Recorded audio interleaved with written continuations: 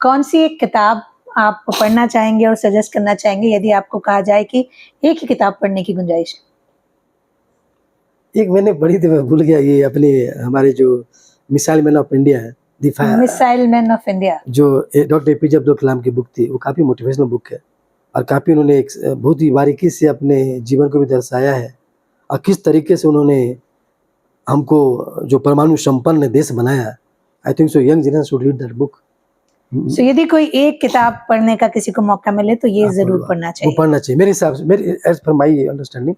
सो दुनिया का कोई एक ऐसा शहर जहां आप चाहेंगे कि आपको बहुत रहने का मौका मिले?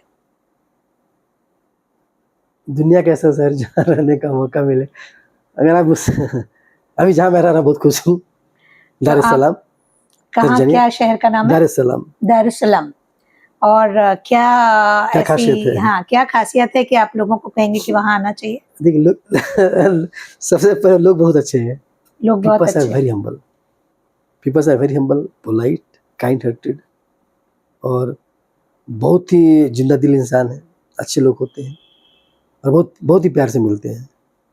उनमें कोई भी आपको एरोगेंसी नज़र नहीं आएगी, कोई बड़ा है छोटा है, ऐसी कोई भावना, सेवा भावना बहुत होती है और आपका ख्याल रखते हो। तो I am enjoying that city. Last 2013 I was there, तो ऑलमोस्ट 12-13 साल हो गए मुझको वहाँ पे। तो काफ़ी मैं आई फील कंफर्टेबल और एक जो चेंज देखता हूँ मैं यहाँ के कॉन्टेक्स्ट में, वहाँ के कॉन्टेक्स्ट में, एक थॉट प्रोसेस बहुत बड़ा चेंज है। वहाँ के लोग खुश क्यों हैं? ऐसे अगर आप गूगल करोगे, the most happiest country in the world is Finland, I think Finland, yes. उसके लोगों से मिला हूँ मैं। बट अच्छा कारण क्या है हैप्पीनेस का? हैप्पीनेस का कोई आपको ना, happiness is by choice, not by option. आपका चॉइस है, ये आपके हाथ की चीज है हैप्पीनेस। कोई आपको किसी बाजार में मिलने वाली चीज नहीं है कि 100 रुपए केजी है या 200 रुपए लीटर है। नो, जब तक हम कहीं और ढूंढते रहेंगे हम खुश नहीं होंगे। ये आपका चॉइस है। ये तो वो लोग खुश इसीलिए है कि वो खुश रहना जानते हैं और चाहते हैं। हमारे यहाँ क्या दिक्कत है ये आपके ऑडियंस के लिए भी है।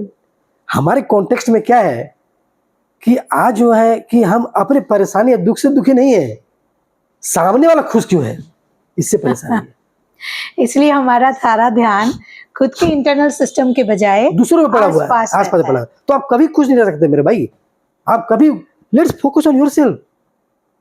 आज मैं जहाँ रहता हूँ, हम ग्रीट करते हैं अपने जो पड़ोसी हमारे नेबर्स, उनके पास जो है उन्हीं खुश है, किसी को कोई लेना देना नहीं है। They are enjoying their life. आप टॉप हो, बॉटम हो, मिडिल हो, कोई फर्क नहीं पड़ता। They are enjoying their life and same thing in other country also. मैं इटली गया था एक बार, वहाँ की भी मैंने लाइफ देखी, मस्त लाइफ जीते यार। उनका सैटरडे संडे पिकनिक स्पॉट है, जाएंगे आराम से बच्चों के साथ घूमे घामे आगे। और एक चीज़ और है कि हमारे यहाँ पे क्या ना, भविष्य को ज़्यादा सोचते लोग। और हमारे यहाँ मुझे लगता है घूमने जाने के लिए पहले सोचते हैं कि वो 4 लोग या रिश्तेदार वो कहाँ गए थे, उससे अच्छी जगह जाना है या उस जगह जाना है, बजाय इसके तुमको खुशी कहाँ मिलेगी। मैं अपने दादा साहब के गाँव जाके भी खुश रह सकता हूँ ना। मैं नानी के घर बच्चों को ले जाऊंगा तो उससे ज्यादा खुश बच्चे कहीं भी नहीं होंगे। सही बात है, सही बात है। तो हम उसके बजाय हमारा ध्यान इस पे रहता है कि वो फेसबुक पे उन्होंने वहाँ की फोटो डाली थी, तो हमको या तो उससे अच्छी जगह जाना है या वहाँ जाना है। तो हम जब घूमने का सोचते हैं, हम जब खुश होने का सोचते हैं, हम जब घर बनाने का सोचते हैं या हम जब नई गाड़ी लेने का सोचते हैं, हम ये नहीं सोचते कि हम क्या चाहते हैं। हम ये सोचते हैं शर्मा जी का बेटा ने क्या लिया, वो पांडे जी के बच्चे ने क्या खरीदा था। पांडे जी बच्चे 3 से 3 उनके पास 3 पार्किंग स्पेस है, चौथा कब बनाऊंगा मैं। आज उन्होंने मर्सिडीज लेकर आए, कल रेंज रोवर आ गया, परसों मेबैक आ गया।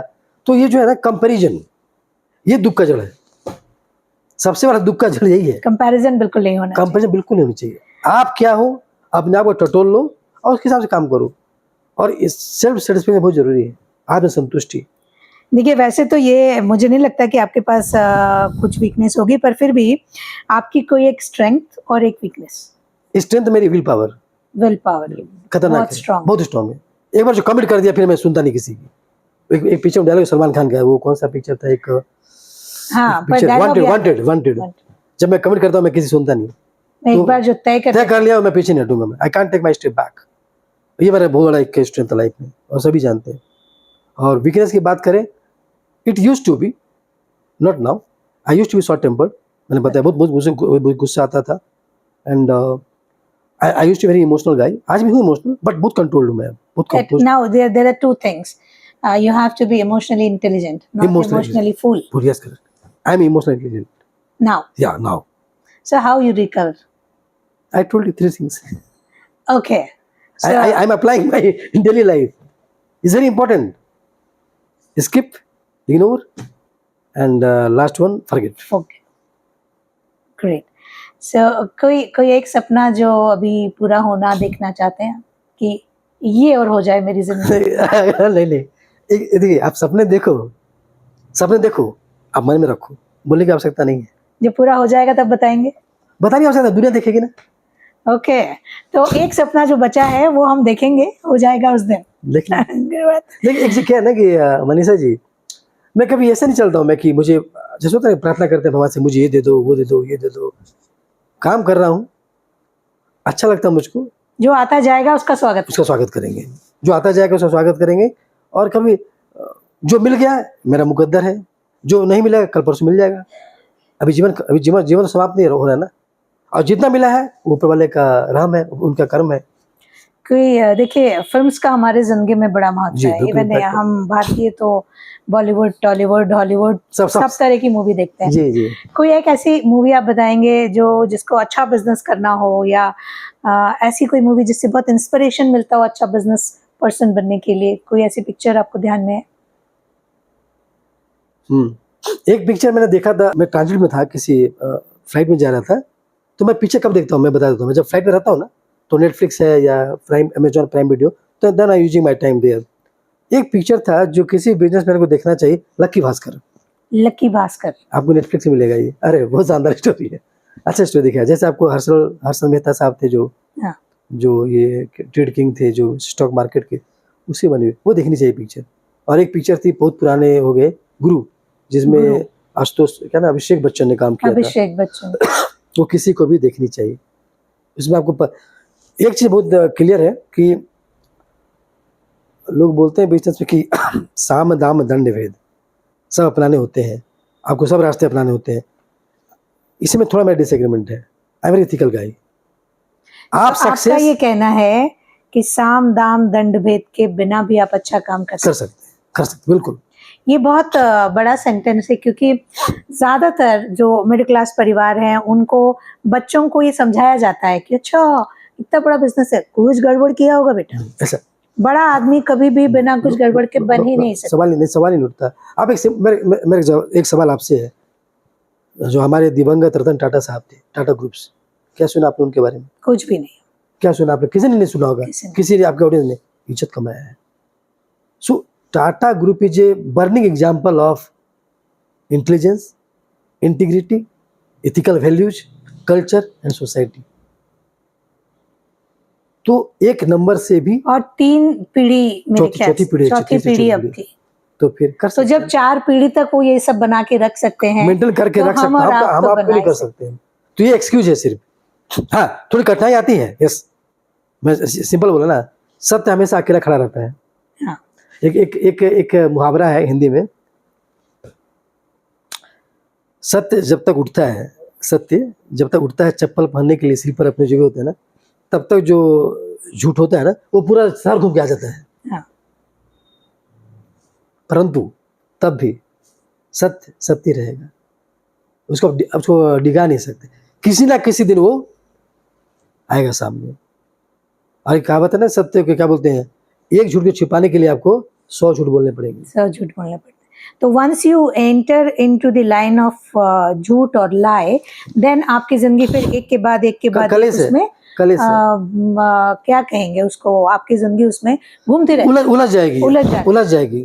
उसका कोई समाधान नहीं है, वो कंसिस्टेंट नहीं है मैम, आप वो परमानेंट नहीं है, आपको खुशी नहीं मिलेगी, मजा नहीं आएगा आपको।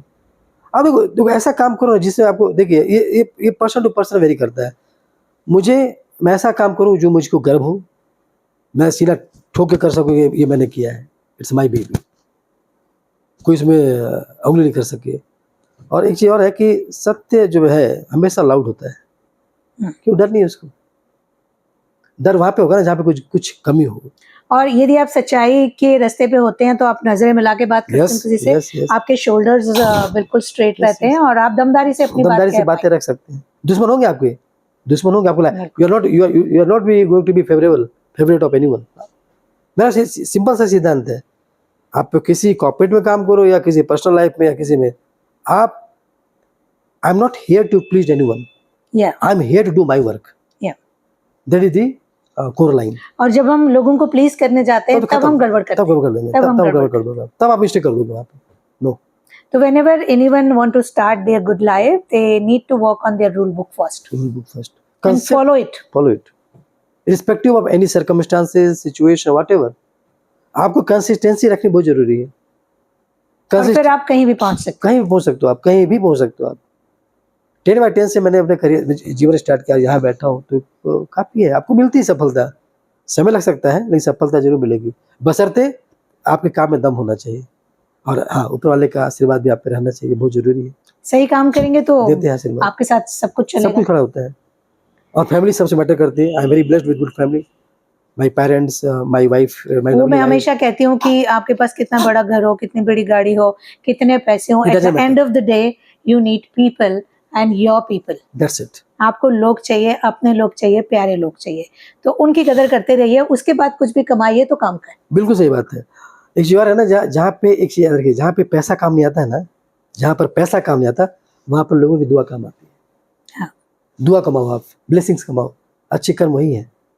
पैसा तो सभी कमा लेते हैं और दुआ आज के टाइम कमाना बहुत सबसे बड़ा, हर किसी के लिए संभव नहीं है। ये मेरी अपनी फिलॉसफी लाइफ में, मैं मानता हूँ इसमें।